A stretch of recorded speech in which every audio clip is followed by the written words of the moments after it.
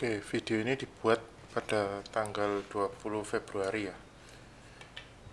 jam setengah 6, karena kebiasaan saya analisa jam segini.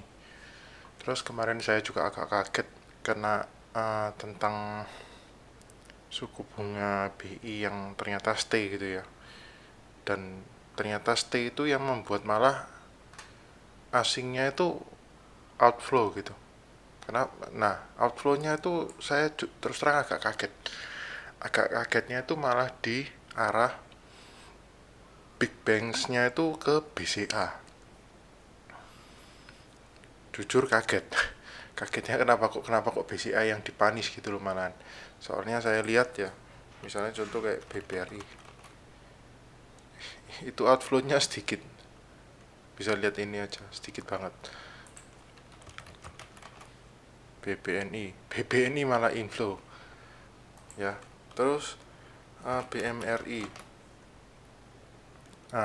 tidak se ekstrim yang BBCA ya. Nah, ini aku nggak nakut-nakutin ya, tapi kalau seandainya BBCA ini low-nya ini jebol ya, ingat ya, low-nya ini jebol ya, kita sekarang kembali ke LQ45 ya, ada kemungkinan skenario ini nggak akan terjadi. Dan ada kemungkinan kalau BBCA tadi low-nya jebol, low-nya LQ45 juga jebol. Dan kalau low-nya LQ45 juga jebol, kita kembali lagi ke ISG. Ada kemungkinan ISG ininya juga dijebol dalam waktu dekat. Ya, gak usah ngomong, kita ngomong ya mungkin seminggu lah. Kayak gitu. Ya. Nah, kenapa kok aku bilang jangan terlalu optimis sama ISG, sama LQ45? Karena kebijakan pemerintah yang akhir-akhir ini itu masih belum apa ya, dalam tanda kutip masih belum berdampak signifikan sama kekuatan ekonomi kita sendiri gitu.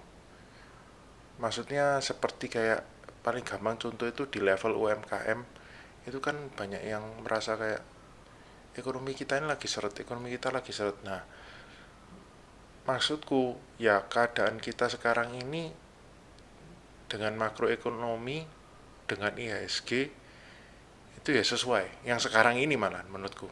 Jadi waktu ekonomi yang lagi enak-enaknya di sini kan sebenarnya itu harga-harga yang dimanipulasi oleh market lah, dimanipulasi oleh konglo-konglo gitu loh. Jadi kayak seolah-olah ah kayak kita merasa kayak sebuah keadaan ekonomi Indonesia itu kadang suka disambung-sambungkan dengan IHSG.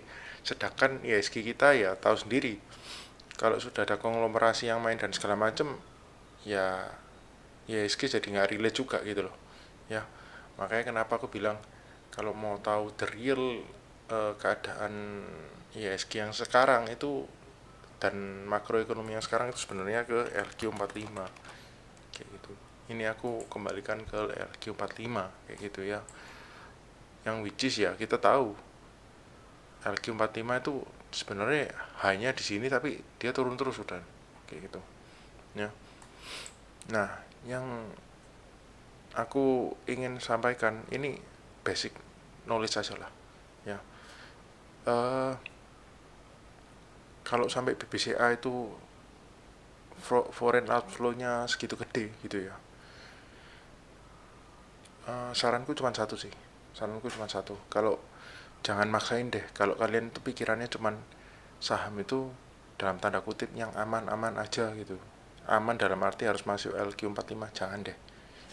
Stop aja, stop dulu ya, jangan dibeli gitu. Karena apa? Karena gini, kalau kalian beli terus dan beli terus, uh, pelurunya sampai seberapa banyak gitu. Itu sih concernku ya. Jadi kondisi ISG LQ45 agak hati-hati karena BBCA udah dibuang segitu banyak. Itu yang menurut saya agak menakutkan gitu.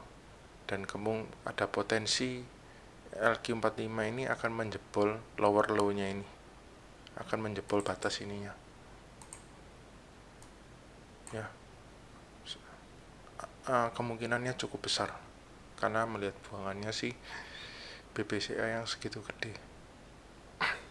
Oke, video ini singkat aja, cuman warning buat kalian. Sebenarnya saya juga gini, kalau di kelas saya, alumni saya itu benernya nggak pengaruh juga sih gitu. Cuman saya selalu ngajarin mereka untuk melihat kondisi LQ45 sama ISG. Meskipun dalam tanda kutip ya, eh, porto mereka itu kena ISG yang merah kayak gini tetap ada hijaunya. Mungkin ada yang TP cuman 5, ada yang 5%, 10% di beberapa emiten. Kemarin ada TP 3 emiten dan segala macam. Ya tapi tetap saya akan ngajarin mereka melihat LQ45 dan ISG kayak gitu. Ya, karena apa? Ya LQ45 dan ISG ini adalah psikologi market secara keseluruhan. Ya. Video ini singkat aja. Semoga bisa membantu lah, dan semoga juga ya nggak kalian juga kalau saya ingetin kayak gini terus ya, maksudnya stay away dulu lah, jangan ngeyel di ISG dulu lah ya. Oke, thank you guys.